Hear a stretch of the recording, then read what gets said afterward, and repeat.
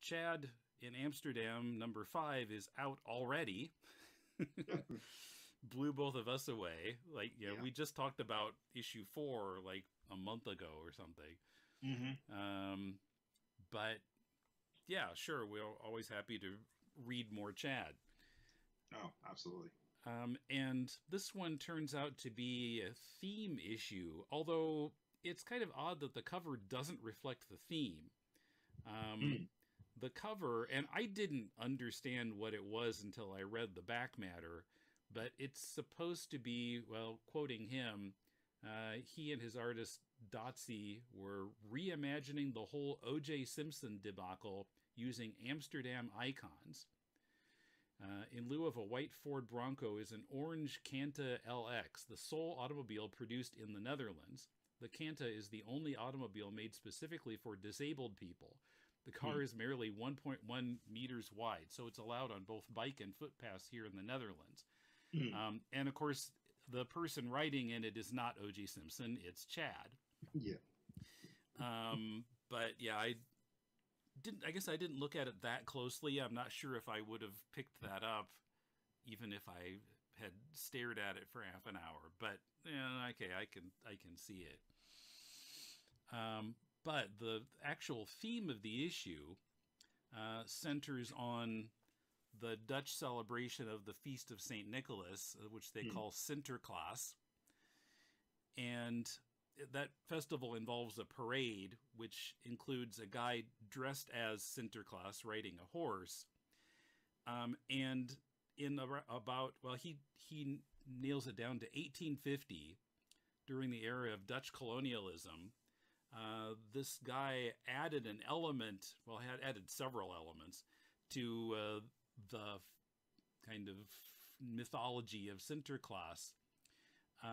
And one of those things he added was to give him a helper who is a Moorish guy, black African, with curly hair and earrings and so on. Now, a fuzzy point, though, was that Chad talks about it as one guy, who they call Zwarte Piet or Black Pete, but then it also turns out that there are multiple Petes sometimes, and I didn't quite understand, is there one guy or there a group of guys? I wasn't quite clear on that. And so in these parades, generally Zwarte Piet is played by a white guy in blackface, and it's blackface that looks kind of Al Jolson-y. But if Chad talks to Dutch people about it, they'll always say, oh, Zwarte Piet has soot on his face from going down a chimney, which Chad points out doesn't make any sense because his clothes don't have any soot on them. Yeah. And because, where do the gold earrings come from? Where do the big red lips come from? That wouldn't be caused by the chimney. And he did his research and found that, yeah, indeed, it was all of this stuff that this guy added in 1850 with Zwarte Piet, and with Sinterklaas and Zwarte Piet living in Spain and taking a steamboat to the Netherlands. I don't get that at all. But anyway, so Chad seems pretty outraged by this, but he does a really thorough study of it. And in the first story, which is just called Sinterklaas, he talks about how Dutch people are kind of in denial about it to the point where they really believe that it's just soot. But if you look at the history, it was not intended to be soot. Yeah. Yeah, I've kind of got comments all over the place for this. All right. So I've never been to Europe, but as a Black American, I do have some feelings about it. Yeah. Now, one of the things I wanted to point out here was in the beginning of the book, he describes his first time seeing Black Pete in a festival. And he says, suddenly I felt nauseous, vertigo set in, visions of blackface from times past began to appear. and et cetera, et cetera. The amalgamated pain of my ancestors burned through every cell in my being. Turn the page and he's like, nah, psych, I ain't catching a vertigo. And it's just a complete kind of shift. Like, it's all dramatic and heavy, and then it's like, nah, whatever. But anyway, and it continues on with this story. My comment on this is to say that it is this thing to confront racism for Black people. It is a thing that is painful and disgusting and does cause anxiety, but we live in it. And so we brush it off. And I kind of felt like he was doing the same thing here. I think it did really upset him, but he brushed it off. Or he brushed off the visceral reaction to it, and then began to look at it analytically and to really push through what exactly this thing is that he found so offensive, to really understand it. Because as a foreigner coming to this culture, to just say, this doesn't jive with me, you need to get rid of it, is kind of a wrong thing. I mean, you don't want foreigners coming into your culture and saying, you fucked up, even if they're right. So basically, he dives deep into what it is and gives us the whole history of it, talks about some of the excuses that are made for it, identifies what it is exactly. And by the way, there's a bit of a Twilight Zone reference here that I thought was beautifully drawn and kind of brilliant in its setup. So while being offended, while researching this stuff, he still has a sense of humor in his telling of it. And by the way, this artist is excellent. Right. Yeah. We thought we should mention him. His name is D.M. Rodriguez. Yeah. Excellent work here. He seems to have a very quick hand with his art, but he knows what he's doing. And some of it is just really intelligent image making. And also the final page of this, where it's just Chad looking at the camera, talking, and just the emotions in each pose. There's 6 poses on the page, but it does have a really direct personal feel that Chad is talking to me about this thing that he feels. But at the end, even though he plays academic through the entire thing, he does come to a final point. And sorry about the spoilers, but I think it's necessary to say here. Because in the year 2020, the Netherlands is the only country on the planet actively claiming blackface is a part of their culture. And honestly, if you think blackface is your culture, then your culture ain't shit. This, and after that, it just says end, and that's the end of the story.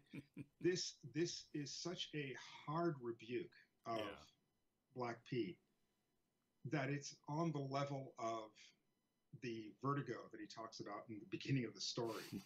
And my feeling is the academic side of this is not to say that he didn't feel something about this, but just to say, okay, I'm going to tell you why I felt this. He may be playing with the words a little bit, but I am sure 150% that he was so disgusted with it that he wanted to talk about it. Not only for this story, but for this entire issue. Yes. Yeah, well, you can tell it got under his skin since the whole issue is about that. Yeah. But this story is, in my mind, perfect. The art is excellent. The writing is very focused. And his questions, or rather his investigation, to my mind, is very honest and open to the opinions of the people around him. He includes them here in the story, like the Dutch woman that he knew or knows, who exclaimed, Black Pete isn't racist, you're racist.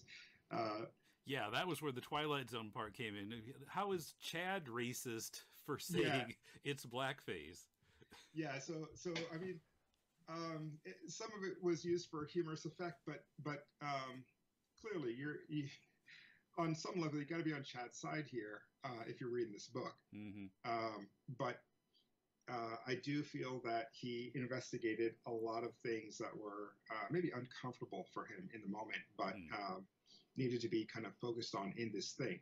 And it's not to say that, well, I guess it is to say that, but basically the ending of this, I agree with. Not because I'm offended by blackface, which I am, but because he does go through the analytical side of it and does kind of look at the history of it and say, okay, well, this is what it is. And to say that he, that Black Pete is black because he went down a chimney is not just to make fun of black people, but also to erase them from the history of what it is, which is doubly offensive, really. Not only did you ridicule them, you erased them when people said, hey, wait a minute. So, yeah, for me, it's a perfect story. This was, in my feeling, one of the best stories of Chad in Amsterdam in the entire series. Yeah, I'd agree with that. Oh, excellent. I'm glad we both agree. And I'd like to say again about Rodriguez's art. I mean, it's so sharp. I mean, I can easily see Marvel giving him a job or him getting an Image book or something like that. I mean, it's kind of that, slightly humorous but also pretty realistic style, kind of writing the line between cartoony and realistic. Yeah. But somewhere in here, there's also a variance of style. So there's some parts that look a little bit like Mad Magazine, some parts that look like Bugs Bunny, some parts that look like the Santa Claus from the Coca-Cola commercials. Some one that looks like a stained glass window. Yeah, I mean, it's all so well crafted and so well done. If he's just quick and good like that, then my God, he's amazing. I wish I had that skill. But yeah, this is really, really on point. His artwork is amazing. And, well, all I can say is, if people aren't throwing money at this person, they should be embarrassed. People, I mean companies. Yes. Because companies are people too. But Supreme Court said so. Yeah.